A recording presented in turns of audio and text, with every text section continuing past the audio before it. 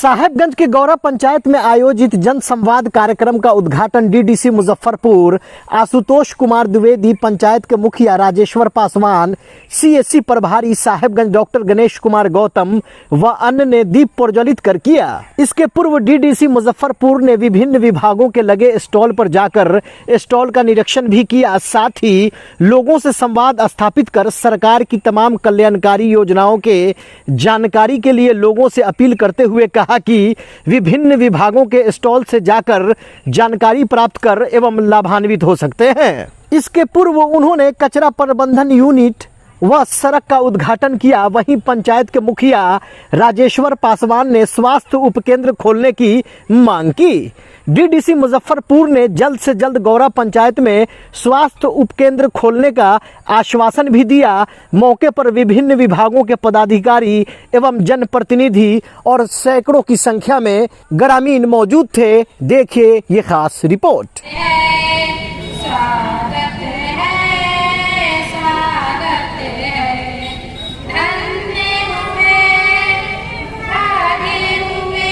है सर, एक बात हम कहना चाहेंगे कि यहाँ इस संरचना के साथ ये जो जुड़ाव है यह 105 किलो।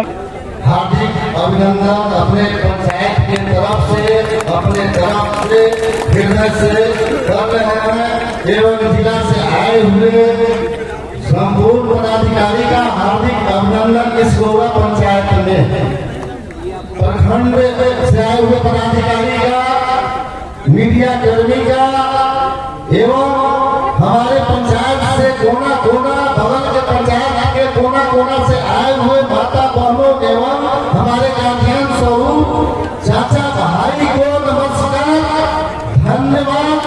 छोटे बच्चे को आशीर्वाद। यह कोई राजनीतिक मंच नहीं है जिस पर हम बहुत ज्यादा आप लोगों के बीच में कुछ कह पाएंगे। हम डीडी साहब से एक आग्रह करेंगे कि 8,500 वोटर का बीच का यह पंचायत है जिसमें एक भी स्वास्थ्य उप केंद्र नहीं है। सर इसको थोड़ा नोटिस करेंगे और ध्यान देंगे इस चीज पर कि मेरे पूरे पंचायत में एक भी स्वास्थ्य केंद्र नहीं है। जो यहाँ से 8 किलोमीटर करके यहाँ का स्वास्थ्य लैब हमारे पंचायत के लोग लेते हैं। हमारे पंचायत का भौगोलिक स्थिति है कि दक्षिण से बकरी बसारत पंचायत है, उत्तर में सरैया पंचायत है जहाँ सर आए थे, बगल में उत्तर में सरैया पंचायत है, देव साहब आए थे, पश्चिम से भी पंचायत है, पूरब में बगदाद विधानसभा से पता है हम बॉर्डर पर। यहाँ से साहेबगंज की दूरी 8 किलोमीटर है सर। इसी भी अगर समाज बड़ बीमारी में बहुत है, कठिनाई का सामना हम लोग को झेलना पड़ता है। इसलिए हम एक बार सबसे आग्रह करेंगे कि तत्काल अगर कोई भवन नहीं बन पाए तो सैकड़े से देख लीजिए वहाँ दुर्गा स्थान के बगल में पूरब साइड में, सामने दुर्गा स्थान पर पूरब साइड में सामुदायिक भवन है।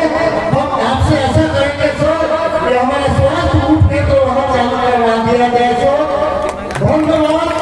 हम संपूर्ण पंचायत के वासी के तरफ से सर आपसे छोटा सा मांग कर रहे हैं सर। हम आशा करते हैं सर कि इस पर आप ध्यान देंगे। धन्यवाद। अभी आप सुन रहे थे माननीय मुखिया जी को, कहते हैं अमंत्रम अक्षरम नास्ति, कोई ऐसा अक्षर नहीं है जिससे मंत्र न बना दिया जाए। अपना ध्यान आकर्षित करें सर। अभी आप लोगों को निर्देशित पंचायत में जल संवाद कार्यक्रम में उपस्थित डायरेक्टर अकाउंट्स साहब DSO विजय पांडे जी, डायरेक्टर नीति संजय जी, DPM हेल्थ और जिला से जो पदाधिकारी आए हैं। यहाँ पर उपस्थित वीडियो साहब जो इतने अच्छे ढंग से मंच का संचालन भी कर रहे थे, उनकी पूरी टीम, यहाँ के हमारे होस्ट और इतना अच्छा कार्यक्रम जिन्होंने आयोजित किया है, ऐसे यहाँ के माननीय मुखिया जी और सभी सम्मानित जनप्रतिनिधिगण। सबसे आवश्यक इस पंचायत की जो जनता है, सबसे महत्वपूर्ण आप लोगों को मैं धन्यवाद देता हूँ इस कार्यक्रम में आने के लिए। आपका बहुत बहुत स्वागत है। ये जन संवाद का जो कार्यक्रम है, लगभग पिछले 2 महीने से हम लोग अलग अलग प्रखंडों में जा करके, अलग अलग पंचायतों में जा करके सरकार की विभिन्न योजनाओं के बारे में लोगों से डिस्कशन कर रहे हैं, लोगों से विचार विमर्श कर रहे हैं कि किस प्रकार से सरकार की विभिन्न योजनाओं का लाभ बेहतर ढंग से लोगों तक पहुंचाया जाए, किस प्रकार से ये विभिन्न योजनाओं का लाभ लोगों तक पहुंच रहा है, और अगर इसके विषय में लोगों के कुछ सुझाव हैं, कुछ शिकायतें हैं, तो उनको भी इकट्ठा किया जा रहा है, ताकि उनको हम लोग एक साथ देख करके, एक साथ रख करके फिर उन योजनाओं को कैसे और बेहतर किया जा सकता है, इसके बारे में हम लोग विचार करें। आप लोग देख रहे हैं कि यहाँ पर लगभग सारे विभागों के स्टॉल्स लगे हुए हैं। उन स्टॉल्स का एक लक्ष्य तो ये है कि उन विभागों की योजनाओं के विषय में आपको जानकारी मिले। साथ ही साथ ये भी उन स्टॉल्स का लक्ष्य है कि आपके अगर कोई सुझाव है, आपकी अगर कोई शिकायतें हैं, आपकी अगर कोई समस्याएं हैं, तो उसको संबंधित विभाग के स्टॉल पर देते। इन सारे सुझावों और शिकायतों को हम लोग इकट्ठा करके एक साथ बैठते हैं और फिर हम लोग देखते हैं कि इन शिकायतों का किस प्रकार से, सुझावों को किस प्रकार से हम लोग इम्प्लीमेंट कर सकते हैं। जिन स्टॉल पर आप जाके देख रहे होंगे और वैसे भी लोगों को जानकारी रहती है और नहीं जानकारी है, किसी को देने के लिए ऐसे कार्यक्रम किए जा रहे हैं कि सरकार की जो विभिन्न योजनाएं हैं उनको कैसे अच्छे से इम्प्लीमेंट किया गया है। और अगर हम लोग देखें तो हमारे जीवन के हर पहलू पे, जन्म लेने से लेकर के हमारी मृत्यु तक विभिन्न पहलुओं पर सरकार की योजनाओं की छाप पड़ती है। जन्म लेने से पहले से ही जो गर्भवती माता है उसकी चिंता सरकार करना शुरू कर देती है। NCDS के माध्यम से जो विभिन्न योजनाएं हैं, चाहे वो DHR का वितरण हो, चाहे BSL अन्नप्राशन का कार्यक्रम किया गया या स्वास्थ्य विभाग के द्वारा टीकाकरण हो, वो चलता है। फिर बच्चे के जन्म लेने पर स्वास्थ्य विभाग उसकी देखभाल करता है।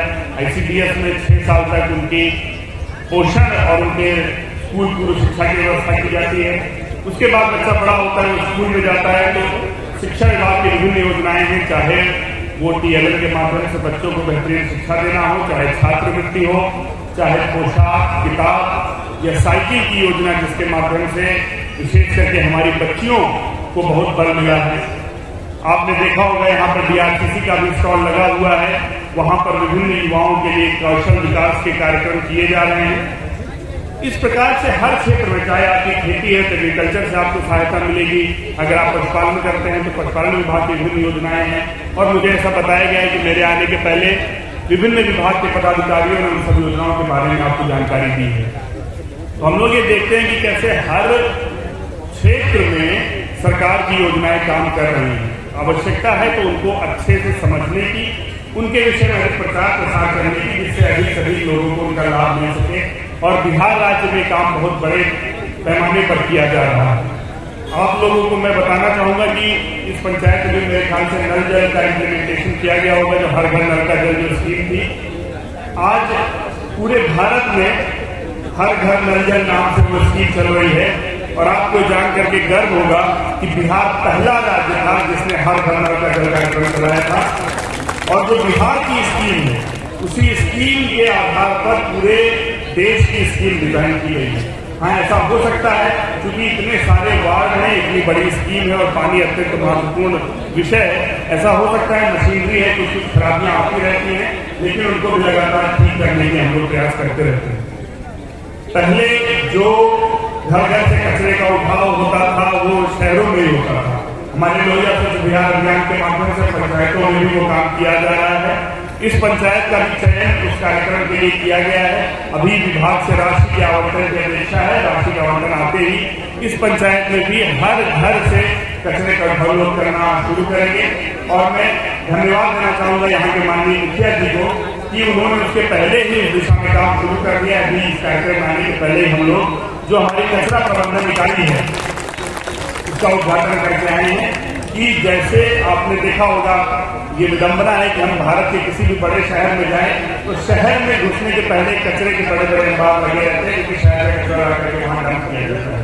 लेकिन बिहार सरकार ने जो लोहिया स्वच्छ बिहार अभियान की योजना बनाई है, उसमें इस चीज का विशेष रूप से ध्यान रखा गया है कि जो कचरा इकट्ठा हो वो किसी एक जगह जाकर के फेंक न दिया जाए, अपितु उस कचरे को हम लोग मैनेज करेंगे, उस कचरे का प्रसंस्करण करेंगे, सबको अलग अलग करके जो बायोडिग्रेडेबल कचरा है उसका हम लोग खाद बनाएंगे और जो प्लास्टिक वगैरह है उसको अलग से बेचेंगे। और ये सारे काम के लिए जो हमारा वेस्ट प्रोसेसिंग यूनिट, जो हमारी कचरा प्रसंस्करण इकाई है, आप लोग को बहुत खुशी होगी इस बात से कि वो काम शुरू होने के पहले ही वो बन करके तैयार है। तो जैसे कचरे को उठाव शुरू होगा उसके साथ साथ उसका प्रबंधन भी प्रारंभ हो जाएगा। और इसी मुजफ्फरपुर जिले के 2 माननीय मुखिया जी लोगों को पिछले 2 साल से लगातार, एक मुखिया जी को पिछले वर्ष, एक मुखिया जी को उसके पहले माननीय राष्ट्रपति महोदया द्वारा जो दिल्ली में कार्यक्रम हुआ था उसमें कचरा प्रबंधन के लिए पुरस्कृत किया गया है। इसी मुजफ्फरपुर जिले के हम लोग इसमें लगातार अच्छा काम कर रहे हैं। तो इस प्रकार से विभिन्न योजनाएं ऐसी हैं जो लगातार लोगों के बीच में उनके फायदे के लिए, उनके लाभ के लिए, उनके जीवन में अच्छा करने के लिए की जा रही है। मुझे बड़ा सुखद अनुभूत हो रही है यहाँ पर देख करके कि बड़ी संख्या में हमारी माताएं यहाँ पर उपस्थित हैं, जीविका के माध्यम से जुड़ी हुई बहुत सारी चीजें यहाँ पर उपस्थित हैं। आपको जान करके गर्व होना चाहिए कि आज भारत में नहीं पूरे विश्व में महिलाओं का सेल्फ हेल्प ग्रुप का सबसे बड़ा संगठन बिहार जीविका है। और जीविका की दीदियों से कई बार भी हम लोग मिलते हैं तो हम लोग देखते हैं कि किस प्रकार से उनका आत्मविश्वास, किस प्रकार से उनका उत्साह रहता है। जो महिलाएं पहले सामने आकर के बोलने में डरती थी, सामने आकर के बोलने में घबराती थी, आज वो महिलाएं चाहे वो माननीय मुख्यमंत्री या हमारी प्रधानमंत्री उनके समक्ष पूरे उत्साह, पूरे विश्वास के साथ बोलती हैं। हम लोगों ने माननीय मुख्यमंत्री के कार्यक्रम में कुछ जीविका दीदियों से उनके जो अनुभव में साझा करवाए थे और उनका कॉन्फिडेंस देखते ही बनता था। और इस जीविका के माध्यम से पूरे बिहार में एक क्रांति की जा रही शांति के साथ और महिलाओं के स्तर में आमूलचूल परिवर्तन किया गया है। और मैं आपको यही बताना चाहूंगा कि यहाँ जो मुजफ्फरपुर का संगठन CLF है, जिसको पूरे भारत में सर्वश्रेष्ठ CLF का पुरस्कार दिया गया था माननीय राष्ट्रपति महोदय के साथ। और जो रूरल लाइवलीहुड मिशन है जो जीविका के नाम से यहाँ पर चलता है, बिहार के जीविका के मॉडल पे पूरे देश का जो NRLM national rural livelihood mission को डिजाइन किया गया था। और यहाँ की बहुत सारी दीदियां दूसरे राज्यों में, बंगाल में, उड़ीसा में, मध्य प्रदेश में जाकर के ट्रेनिंग देती है वहां के दीदियों को कि किस प्रकार से अपना सेल्फ हेल्प ग्रुप बना करके चलाएं। तो ये बहुत सारे ऐसे योजनाएं हैं सरकार की जो निश्चित रूप से हम सब के लिए गर्व की अनुभूति कराती हैं। और अगर उनमें कुछ और सुधार की आवश्यकता है तो निश्चित रूप से हम लोग इसीलिए आप लोग के पास आए हैं कि उन सुझावों को लेकर के उसके माध्यम से हम लोग उसमें और सुधार करें। माननीय मुखिया जी ने अभी एक बात बताई कि यहाँ पर स्वास्थ्य केंद्र की कमी है इस पंचायत में और 8 किलोमीटर दूर पड़ता है सहारन CHC। हमने अभी डीपीएम साहब से बात की है, आप पास में आपके सरैया में और दूसरे पंचायत में APHC भी चल रहा है। और यहाँ पर भी हम लोग निश्चित रूप से को बोला है कि एक विभाग से समन्वय स्थापित करके इस चीज को देखें, इस चीज की संभावना तलाश करें कि हम लोग कैसे जल्द से जल्द यहाँ पर एक स्वीकृत करा करके आपके पंचायत में हम लोग स्वास्थ्य केंद्र शुरू कर सकें। और जब तक ये प्रक्रिया चल रही है, ये लोग इसकी कोशिश करेंगे, तब तक तत्काल माननीय मुखिया जी ने शहर से भवन देने की इच्छा जताई है। तत्काल हम लोग अविलंब इस भवन में टेम्परेरी रूप से कुछ स्वास्थ्य कर्मियों को भेज करके इस भवन को हम लोग तत्काल शुरू करवाएंगे ताकि अभी आप लोग स्वास्थ्य सुविधाएं आ सकें। इसी को डीपीएम साहब ने बोल दिया है और विदिन फ्यू डेज कुछ दिनों के अंदर हम लोग यहाँ पर शुरू कर देंगे और विभाग से समन्वय स्थापित करते हुए आपके यहाँ आपका अपना एजेंसी शीघ्र स्थापित करने का लोग प्रयास करेंगे। ये देखिए यहाँ के हमेशा कोई भी जो चाहे मॉडल पंचायत बनती हो, जिसके लिए पुरस्कार मिलते हो, मॉडल प्रखंड बनता हो, मॉडल जिला बनता हो, मेरा ये विश्वास है कि वो वहाँ के कोई अधिकारी पदाधिकारी से ज्यादा महत्वपूर्ण वहाँ की जनता और वहाँ के जनप्रतिनिधि होते हैं।